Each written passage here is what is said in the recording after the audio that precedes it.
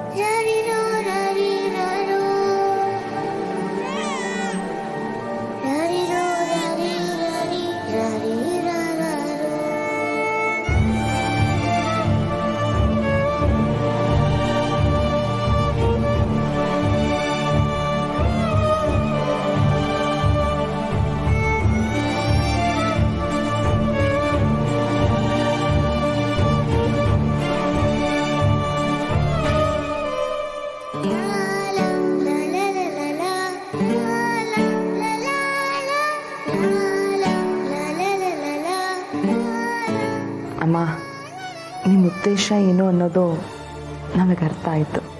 ಆ ಮಗು ಪೂರ್ಣಿದು. ಅವಳು ತಾಯ್ತನನ ಸಂಪೂರ್ಣವಾಗಿ ಅನುಭವಿಸ್ಬೇಕು.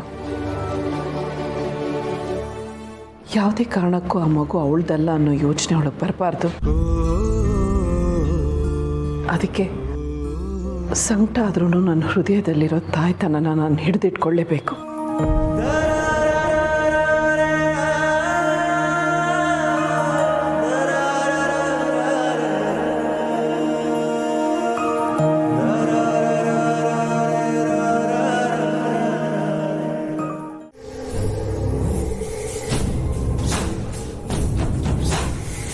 Yes, she is breathing. ನಿಜವಾಗ್ಲೂ ತಪ್ಪು ನಡೆದಿದ್ರೆ ತಪ್ಪು ಮಾಡಿರೋರಿಗೆ ದೇವ್ರು ಖಂಡಿತ ಶಿಕ್ಷೆ ಕೊಡ್ತಾನೆ. ಏನು ನೀನು ಅಂದುಕೊಂಡಾಗ ಏನೂ ಆಗಲಿಲ್ಲ ಅಂತ ಯೋಚನೆ ಮಾಡ್ತಿದೀಯಾ? ಕೆಟ್ಟದನ್ನು ಬಯಸೋದಕ್ಕೆ ಒಬ್ಬರಿದ್ರೆ ಒಳ್ಳೇದಾಗಲಿ ಅಂತ ಪ್ರಾರ್ಥನೆ ಮಾಡೋದಕ್ಕೆ ನೂರಾರು ಜನ ಇರ್ತಾರೆ. ಅದಕ್ಕೆ ಈ ಮನೆಗೆ ಅದೃಷ್ಟ ದೇವತೆ. ಅಂಥದ್ರಲ್ಲಿ ಅವರ ವಿಷಯದಲ್ಲಿ ನಮಗೆ ದುರಾದೃಷ್ಟ ಬರೋದಕ್ಕೆ ಹೇಗೆ ಸಾಧ್ಯ? ದುರ್ಬುದ್ಧಿ ಇದ್ದವ್ರಿಗೆ ದುರಾದೃಷ್ಟದ ರುಚಿ ಯಾವಾಗಲೂ ಸಿಗ್ತಾ ಇರುತ್ತೆ. ಅದಕ್ಕೇನು ಮಗುನು ಮನೆಗೆ ಕ್ಷೇಮವಾಗಿ ಬಂದಿದ್ದಕ್ಕೆ ದೇವಸ್ಥಾನಕ್ಕೆ ಹೋಗಿ ಅರ್ಚನೆ ಮಾಡಿಸಿ ಪ್ರಸಾದ ತಂದಿದ್ದೀನಿ. ನಿನಗೆ ಒಳ್ಳೇದಂತೂ ಆಗಲ್ಲ, ಕಡೆ ಪಕ್ಷ ಕಡೆಗಾಲಕ್ಕೆ ಒಳ್ಳೆ ಬುದ್ಧಿನಾದರೂ ಬರಲಿ. ತಗೋ.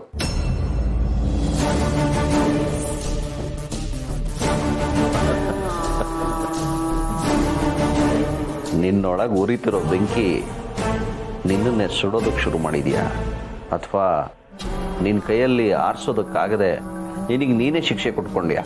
ಹೆಂಡತಿ ಕೈನಲ್ಲಿ ಗಾಯ ಆಗಿದೆ, ಅದನ್ನ ನೋಡಿ ಸ್ವಲ್ಪನೂ ಕನಿಕರ ಇಲ್ವಾ ನಿಮ್ಗೆ? ಕನಿಕರನ? ಇನ್ನೊಬ್ಬರನ್ನ ಕೊಂದಿರೋ ಕೈಗೆ ರಕ್ತ ಮೆತ್ಕೊಂಡಿದ್ರೆ ಆ ರಕ್ತನ ನೋಡಿ ಕನಿಕರ ಪಡೋಷ್ಟು ಮೂರ್ಖ ನಾನಲ್ಲ. ನೀನು ಎಂಥವಳು ಅಂತ ನನಗೆ ಚೆನ್ನಾಗಿ ಗೊತ್ತು. ಇವತ್ತು ಬರೀ ಕೈ ಸುಟ್ಟಿದೆ, ಮುಂದೊಂದು ದಿನ ನಿನ್ನ ಕೆಟ್ಟ ಗುಣ ನಿನ್ನನ್ನೇ ಸುಡುತ್ತೆ. ನೆನಪಲ್ಲಿಟ್ಕೊ. ನೀವೆಲ್ಲರೂ ಸ್ವಲ್ಪ ಸುಮ್ಮನೆ ಇರ್ತೀರಾ? ನಿಮ್ಗೆ ಯಾರಿಗೂ ಮಗುನ ಆಟಾಡ್ಸೋಕೆ ಬರಲ್ಲ. ಮಗುನ ನಾನು ಎತ್ಕೋತೀನಿ. ಇಲ್ಲ, ಮಗು ನನ್ನ ಹತ್ರನೇ ಇರಲಿ. ಬ್ರೋ, ನಾನು ಮಗುನ ಚೆನ್ನಾಗಿ ಆಟಾಡಿಸ್ತೀನಿ. ಮಗುನ ನಾನು ಎತ್ಕೋತೀನಿ. ಸಾಕು, ನಿಲ್ಲಿಸ್ತೀರಾ? ಅಬ್ಬಬ್ಬಬ್ಬಬ್ಬಬ್ಬ, ಅದೇನು ಕೂಗಾಡ್ತಿರೋ? ನೀವೆಲ್ಲ ಹೀಗೆ ಗಲಾಟೆ ಮಾಡ್ತಿದ್ರೆ ಮಲಗಿರೋ ಮಗು ಮತ್ತೆ ಎದ್ದು ಗಲಾಟೆ ಮಾಡೋಕ್ಕೆ ಶುರು ಮಾಡುತ್ತೆ. ರಾಜಕುಮಾರಿಯವರು ನಿದ್ದೆ ಮಾಡ್ತಾ ಇದ್ದಾರೆ, ನೀವು ಬಾಯಿ ಮುಚ್ಕೊಂಡಿರ್ಬೇಕು. ಗಿರಿಗಿಟ್ಲೆ, ಈ ಮಗುನ್ ಮಾತ್ರ ನೀನು ಬೇರೆ ಯಾರ ಕೈಲೂ ಕೊಡಬೇಡ.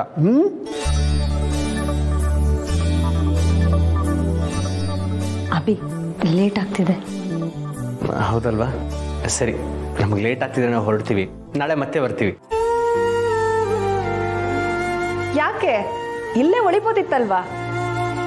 ಪರವಾಗಿಲ್ಲ, ಮನೆಯನ್ನು ತುಂಬ ದೂರ ಇದೆಯಾ? ನಾಳೆ ಬೆಳಗ್ಗೆ ಆಗ್ತಿದ್ದ ಹಾಗೆ ಮತ್ತೆ ಓಡ್ ಬರ್ತೀನಿ. ನಾಳೆ ನನ್ನ ಮಗುನ ಎತ್ಕೊಳ್ಳೇಬೇಕು. ಅದಕ್ಕೆ ಖರ್ಚಿಗೆ ನಾಳೆ ನಂಗೆ ಮಗು ಕೊಡ್ತೀರಲ್ವಾ? ಆಯ್ತಪ್ಪ, ಈಗ ಹೋಗಿ ನೆಮ್ಮದಿಯಾಗಿ ಮಲ್ಕೋ. ಮಗುನ ಎತ್ಕೋಬೇಕಿತ್ತು ಅಂತ ನಿದ್ದೆಲಿ ಕನ್ವರ್ಸ್ಬೇಡ. ನನಗೇನೋ ಅಭಿ ಆಡ್ತಿರೋದು ನೋಡಿದ್ರೆ ಹಾಗೆ ಅನ್ನಿಸ್ತಾ ಇದೆ. ಮಗು ಎತ್ಕೋಬೇಕು ಅಂತ ಅಷ್ಟು ಹಠ ಮಾಡ್ತಿದ್ದಾನಲ್ಲ, ಇನ್ನು ಸ್ವಲ್ಪ ವರ್ಷ ಆ ಮಗುನೇ ದೊಡ್ಡೋಳಾಗಿ ನಿಂಗೆ ಬುದ್ಧಿ ಹೇಳ್ತಾಳಷ್ಟೆ. ಅದು ಒಂಥರ ಚೆನ್ನಾಗಿರುತ್ತೆ. ಆಗ ನನ್ನ ಪಾಲ್ಗೆ ಈ ಮಗು ಮಿನಿ ಅಮ್ಮ ಆಗ್ತಾಳೆ. ಸರಿ, ಹೊರಡೋಣ. ತಾತ ನಾವು ಬರ್ತೀವಿ. ಡ್ಯಾಡಿಗೂ ಅಮ್ಮಂಗೂ ಹೇಳಿಬಿಡಿ. ಬಾಯ್.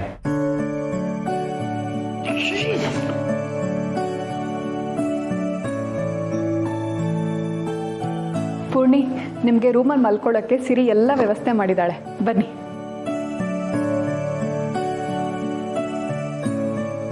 ಮಲಗಿದಾಳ?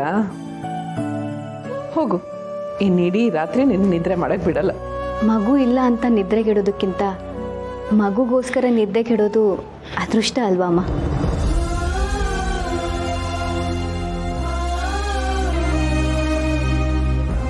ಈಗ ನಾನು ತುಂಬ ಅದೃಷ್ಟವಂತೆ ಅನಿಸ್ತಿದೆ ನನಗೆ.